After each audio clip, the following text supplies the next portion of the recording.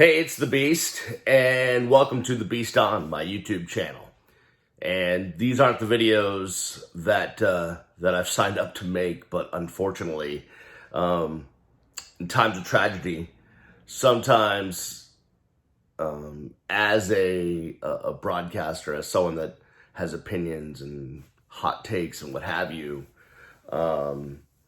someone truly iconic passes away, and you really want to get those thoughts out about that person. And today being January 26, 2020, and it's just past 7 o'clock Eastern while I'm recording this, and just about 6 hours ago, Kobe Bryant passed away at the age of 41. One of the most iconic basketball players, not only in my lifetime, but ever. Arguably, top 3? Definitely in top 5 of basketball players of all time. And someone that, I grew up in the generation watching Magic and Bird, and then Michael Jordan. So the next generation after me, the guys that are playing in the NBA now, they were all influenced by Kobe Bryant, right? Their days on the school basketball courts were all about being Kobe Bryant taking the last shot, right? I mean, in my day, it was, you were Bird, you were Magic, you were Michael Jordan, maybe you're Dominique Wilkins, although no one, could dunk like Dominique, what have you. And then after that, no, it's like you want to be Kobe. So it's sad. And as of the recording of this video, we're still waiting for details of the helicopter crash that killed Kobe and reportedly his 13-year-old daughter, Gigi. Just horrific. And, you really can't put words on a tragedy like this, especially when it involves, one of your kids being involved and passing away as well. So, there's a couple ways to look at this story, and I want to be honest with you. I was not a big Kobe fan, during his NBA days, and I think a lot of that had to do just for a couple things. One, obviously, I grew up a Celtics fan, so I automatically hated the Lakers and anything that had to do with the Lakers. Now, I always, growing up, respected the Showtime Lakers. They're always battling my Celtics, and even though I despise them, there was kind of like a respect for them and what they were able to do with Magic and Kareem and Michael Cooper and James Worthy and everyone that was on those teams. And while I did, without a doubt, respect Kobe and then Kobe and Shaq and those teams, I was not a Kobe fan, to be honest with you. But I think as I got older and because when he came into the league, right out of high school, I'm still in college. And so we kind of, he's 2 years younger than me, so we kind of grew up together. Not that I had any interaction with Kobe, but, our lives kind of paralleled growing up together. And you get more mature and you start to recognize, at least I did, I started to recognize just how brilliant of a basketball player Kobe was. And you would hear the stories about how hard he would work, the 3:30 wake-up calls, the 5 a.m., 6 a.m. practices, the shooting late into the night after the games. We saw it down here in Miami. Just the hard work that he put in to be solely dedicated to the world of basketball. He wasn't a guy like a LeBron who has his fingers in a million different things in his life while basketball is going on. Kobe just did basketball almost to a detriment. And I've seen interviews where he talks about that, about life after basketball for him was getting to experience all the things that he didn't get to do and get into while he was outside of, or while he was playing basketball. But as Kobe went along, the one thing I'll say about about him as a player, that I feel, and you could disagree with me, but when I think about Kobe Bryant and what did he bring to the NBA, I think when you watch an NBA game or listen to an NBA game, right? You'll hear a broadcaster say, there's so and so with the dagger, and I feel like Kobe was the one that brought that to the game. I mean, other people had made clutch shots for sure. Michael Jordan against the Jazz, and Larry Bird had clutch shots, and Magic had clutch shots. And there was a bunch of guys throughout the history of the NBA that had clutch shots to help them win games or titles.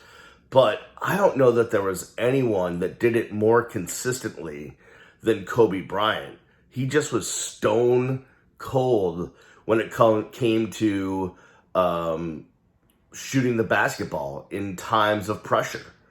So when I think of Kobe, I think of his athleticism and his footwork, and some of the ridiculous shots he got off. I'm thinking of a buzzer beater against the Heat over Dwayne Wade, where he's, off balance off his left foot, hits a three to win it, with the buzzer going off. But when I think of Kobe, I just think of that guy that just is under pressure, game is on the line, he's going to hit that shot, he's going to hit the dagger. And I think, there's a lot of guys came after Kobe that were able to do it. Certainly, D Wade and LeBron are two of them, but there's a bunch of them. But to me, he's the first guy, going back to my history through basketball from the late 70s, early 80s on down. And yes, there were others, like I said, but he's the first guy that when you think of his game, for me, the first thing I think of when I think of Kobe's game is he's got that dagger. The Black Mamba will take you out. Listen, I'm not going to tell you that I'm Basketball Jones and can sit and watch video of Kobe and break down every move of his game. Certainly, the all 5'4", of me is not the hoopster aficionado. But that's what I think of. It's just stone cold, ice water veins, hits the dagger. Kobe Bryant. Obviously tenacious, the work ethic, the ability to hit a shot from anywhere, just the athleticism, the footwork, all of it is amazing when you think back on. And so really just one of the most iconic, incredible players of our time. And other than Michael Jordan, right, who inspired a whole generation, mostly, my generation and the one after, to just do ridiculous things. When you're playing basketball, I used to have a basketball hoop in my driveway. I mean, obviously growing up in Boston, you're thinking Larry Bird, but for a big part of my childhood, especially when the Air Jordans came out, you think you want to be Michael Jordan. I think there's generations that were out there in the schoolyard pretending to be Kobe, pretending to hit that stone cold dagger in your face. So I think he inspired a lot of today's players and a lot of fans of the game. And, that can never be taken away of what he did for the game of basketball. A couple other angles I want to take, though, as we mark this tragedy, and it is horrific. And all of the things that have been said about, telling your loved ones that you love them and hugging your loved ones and telling your friends you love them and just everyone because life can disappear like that in a snap and you just never know. It's all true. And, yes, all of that. But a couple of angles I want to get to, specifically, especially since we're right, we're just 6 hours away from this horrific helicopter accident. A couple of things. First of all, media coverage. So today, I don't know when you're watching this video, but today was the Pro Bowl. I have no idea what happened. I talk about a sporting event that you'd have to pay me a lot to watch. It would be the Pro Bowl. ABC and ESPN were simulcasting the Pro Bowl. You didn't need both networks doing it. You could have kept it on ABC. ESPN should have gone to full Kobe coverage. I think that's one. Two, the news was out there. I got alerts. I started checking on Twitter. Lots of very reliable. The first to report it was TMZ. Unfortunately, TMZ in some circumstances could be a laughing stock, but when it comes to celebrity deaths, unfortunately, they're really good at it. And I think their journalistic standards to report a celebrity death is probably pretty good. I'm going to guess. I don't know what goes on inside TMZ headquarters. Some of their other news, I'm a little sketched out by, but in reporting a death, I'm pretty sure they're probably double sourcing it and doing all the things that you're supposed to do ethically as it relates to journalism. But so TMZ reports it first, and then several networks in LA, like everyone's going with it. And I'm looking anywhere on television because I want to see coverage. I want people on talking about Kobe's life. I want to know details about the crash. I want to know anything. And I know there's that fine line, right? There's that fine line between, if you're on a television network, cable network, whatever it is, of, jumping to get into a story too quickly when you don't have all the facts. I get that. You don't want to do that. You certainly don't want to do that. And we saw a reporter on ABC, and as of me recording this video, all I know is, or that I believe that I know, is that Kobe and one of his daughters, age 13, Gigi, have passed away in a helicopter crash. Supposedly there were 9 people on board. The facts and details will come out in days, and well after this video is recorded, so I apologize if anything I've said is wrong. That gets corrected, what have you. There's more to the story. I don't know. I'm only able to opine on what I know right now. Unfortunately, a reporter for ABC came out and said Kobe's daughters, multiple, were with him. As of right now, that's not right. Maybe it will be, but it's not right now. So, and ABC still has yet to take that back. Of course, they might. And that's just, you can't. You don't want to be first unless you're right. You'd rather be right than first. No doubt about it. But on the other hand, in the aftermath of this, and word has spread quickly, and it spreads faster than we would like it to in this day and age, right? TMZ reports something. Who even knows if relatives have been notified, what have you, and maybe they get a text alert, a push notification that their relative has passed away, and they haven't even been contacted by law enforcement yet. Yeah, the news moves too fast, and I get that. But when I am on, ESPN has a fleet of networks, right? They've got ESPN. They've got ESPN2, News, U, Classic, all of these things. And there's just nothing. And I get it. Like, ESPN's in Pro Bowl coverage. ESPN News is running, tape delayed UFC stuff. ESPN2 was in God knows what. And I was getting a little frustrated. I'm like, I just want it. Now, I understand, like, you have to get an anchor in place. You have to get the details right. You have to get the story right. All that stuff has to go on. But I guess I was like, okay, can we at least acknowledge that, like, this has happened and we're going to bring you coverage? I was waiting for a graphic to come up somewhere on some network that Kobe Bryant has passed away. We'll bring you live coverage soon. And finally, NBA TV broke in and started doing it, and they were really good with Brian Shaw and Stan Van Gundy. And then we got an announcement on the Pro Bowl broadcast from Joe Tess about the passing of Kobe, and then slowly, okay, now ESPN networks, ESPN News or two, I forget which one, went into full Kobe coverage, and they were doing a good job on their pregame shows for basketball games. By the way, basketball shouldn't have been played today after that. Like, guys were visibly shaking. You were seeing coaches cry and players cry, and let's take a day off. Let's take a day off from basketball and honor a legend, Kobe Bryant, and also give these guys who were inspired and played against and rooted for and were all about Kobe. Let's give them a day to marinate.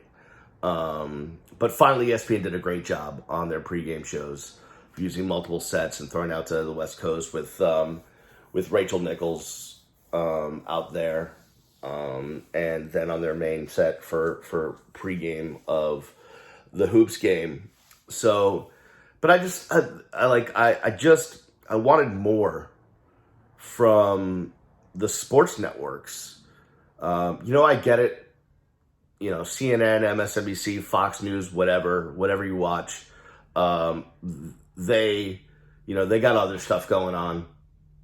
Sometimes we like to think the world of sports is the most important thing, but the world is the most important thing. So there's other stories out there, unfortunately, that affect way more people than the death of Kobe Bryant. But still, eventually ESPN got it. But I guess in that time, it just felt like it was too long before they acknowledged that he had passed and they had to do something about it.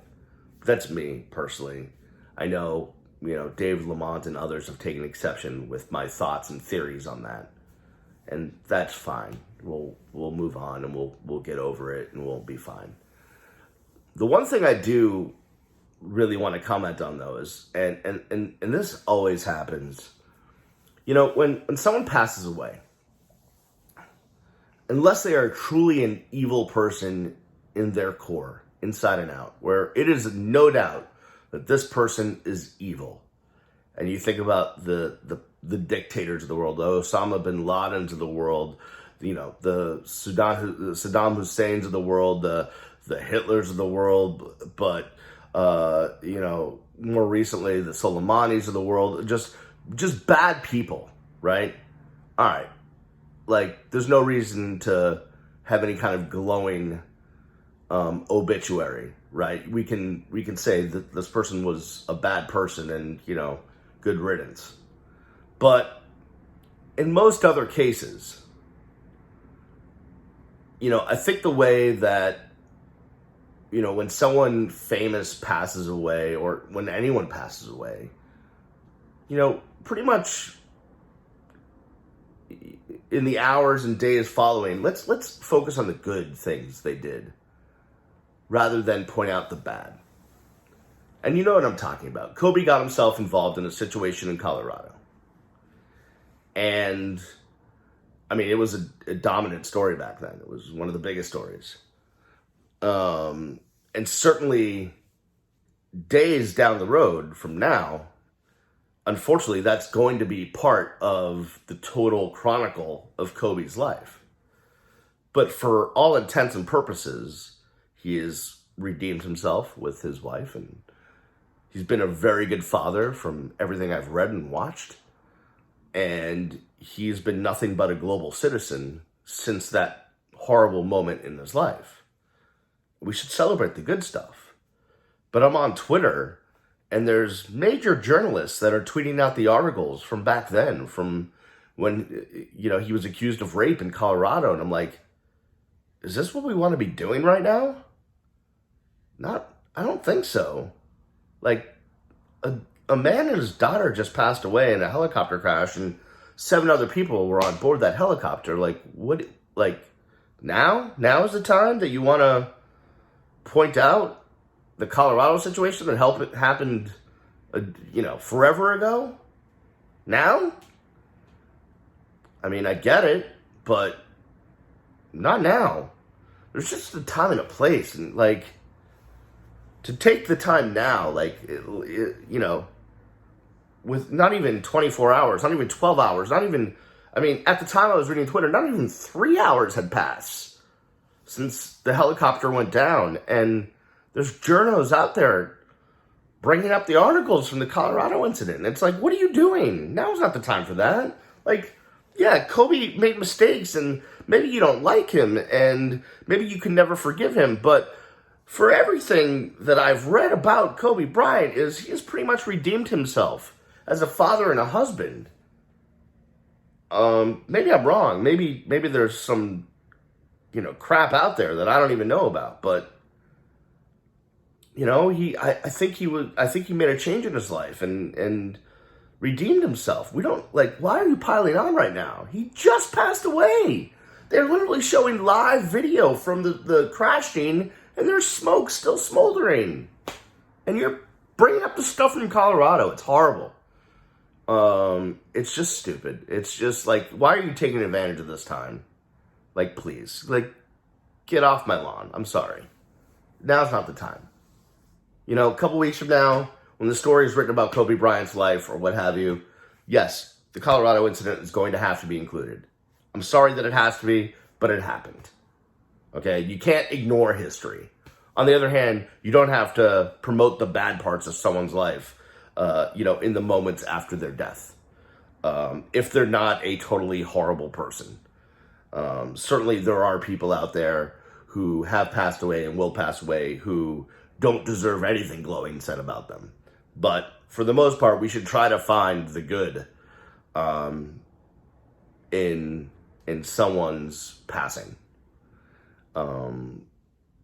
That's my thoughts. And then my last thing, and I'll make this real quick and wrap this up, is, lately there's been a lot of focus on the radio industry, which, I was a part of for 25 years. Because of deregulation and all sorts of other reasons. Go back and scroll through my videos. You can go find my whole discussion of that. But we're just less likely to have live and local sports radio or any kind of radio anymore. And, this story happens on a Sunday. And I know one of the stations here in Miami did have a local show on, luckily, when the story happened, but it was going off the air. And then I'm flipping around the dial, and it's just syndicated crappy radio. And yeah, the hosts are talking about Kobe, but it's not anyone that I know. I literally couldn't name you any of the hosts on the 3 or 4 different stations that I put on. Didn't know who they were. Didn't know where they were broadcasting from. They had no angle on this story that meant anything to me. And it's at that moment that I'm just like, man, if I'm in charge of a local station or I'm at a radio company and there's a major story. So if I'm in sports radio and there's a major sports story, you got to try to find that local angle. Now, if you're in a major NBA city like Miami or any of the other major cities or major NBA cities around the country, there's local angles. There's local stories. Kobe's been through your town. There's programming you could do. Kobe's played against your team. Are you getting all the highlights? Are you getting the sound bites? Certainly you have sound.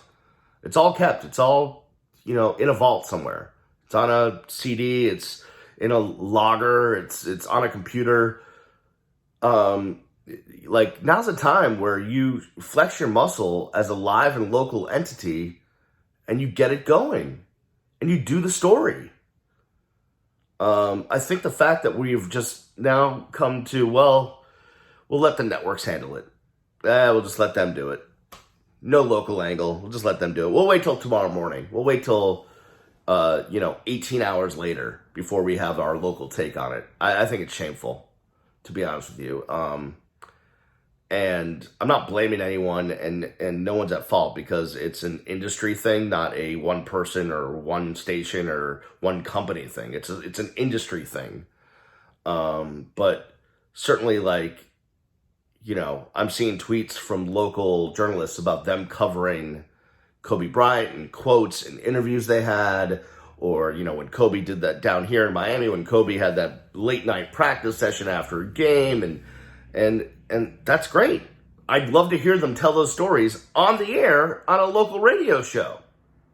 And instead, it's not. Those stories aren't being told.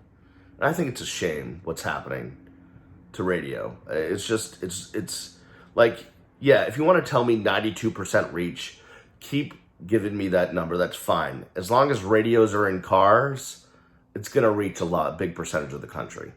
That doesn't mean people are listening. And even if they are listening, it doesn't mean they're getting the programming that they should be getting. We owe it to our communities. That's what is in the charter of a radio station, is to serve the community in which they're in. The only problem is nowadays, while the transmitter and the tower may be in a community, the broadcast may be coming from who knows where, about who knows what, by who knows whom. All right. That's that. So, R.I.P. Kobe. I was really looking forward to your post-basketball career. Kobe, really a worldly guy, grew up, spent a lot of time in Italy growing up, and loved soccer and the world and traveling the world, and kind of had a more worldly view of things, and was getting into the arts and won awards and all of that stuff. And I was really looking forward to seeing what post-basketball Kobe would bring us, because he focused, as I said, so much on basketball during his career that now he would have time to not only be a good dad and mentor his daughters in the game of basketball, but also do other things. And I was really looking forward to that. So, Kobe will miss you. Hey, listen, I'm not going to do the big self-promotion thing here, but I do appreciate all of my subscribers. It's been great. Thank you. And those of you that hit me up on social media as well, I appreciate it. Unfortunately, sometimes we have to talk about the sad stories too. And today was one of those days. So I will see you when I see you. Peace. Tell the ones you love them. You never know.